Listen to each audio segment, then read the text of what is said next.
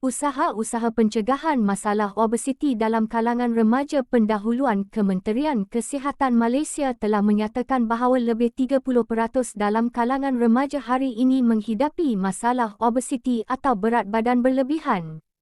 Perkara ini seharusnya memberi kebimbangan kepada masyarakat umum terutamanya ibu dan bapa kerana golongan ini terdedah kepada risiko menghidapi masalah kesihatan, penyakit kronik yang lain.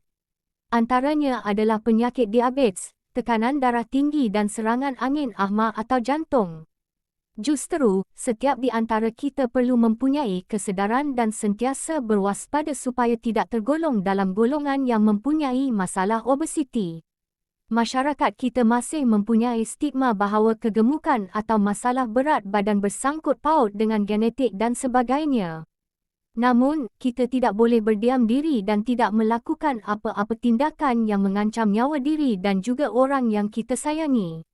Sebelum nasi menjadi bubur, wajar untuk kita bincangkan usaha-usaha pencegahan masalah obesiti dalam kalangan remaja. Isi satu prakarsa utama dalam mencegah masalah obesiti dalam kalangan remaja adalah memastikan mereka mengamalkan pemakanan yang seimbang. Golongan remaja perlu mendapat bimbingan daripada ibu dan bapa atau guru di sekolah tentang cara pemakanan yang betul dan tidak mudah terpengaruh dengan iklan yang dipromosikan di media.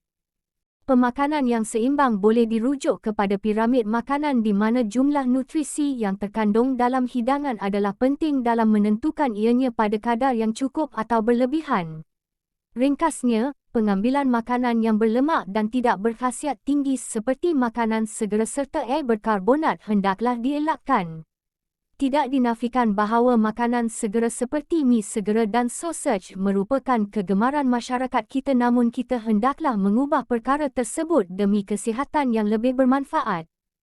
Ibarat peribahasa Melayu, yang bulat tidak datang bergolek, yang pipih tidak datang melayang. Tegasnya, dengan mengamalkan pemakanan secara seimbang, remaja dapat mengelak daripada masalah obesiti dan penyakit jantung. Isi dua meninjau dari aspek lain, golongan remaja seharusnya melakukan aktiviti bersenam atau bersukan dengan lebih kerap. Hal ini demikian kerana generasi muda hari ini lebih gemar meluangkan masa lapang melayari internet dan menonton hiburan di media-media elektronik. Situasi ini harus dibendung kerana kita sebenarnya mempunyai infrastruktur yang lengkap dalam gelanggang atau taman rekreasi bagi membolehkan masyarakat awam bersenam atau bersukan.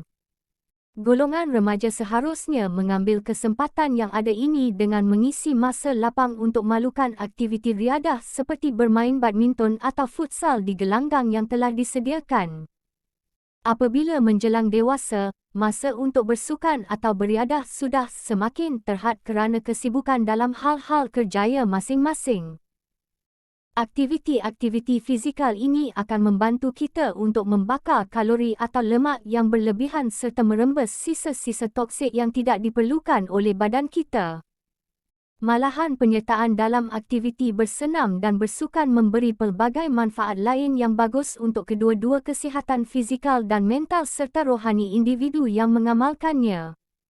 Isi tiga pada masa yang sama, masalah obesiti kanak-kanak dan dalam kalangan remaja boleh diatasi dengan cara mengehatkan masa penggunaan gadget seharian mereka.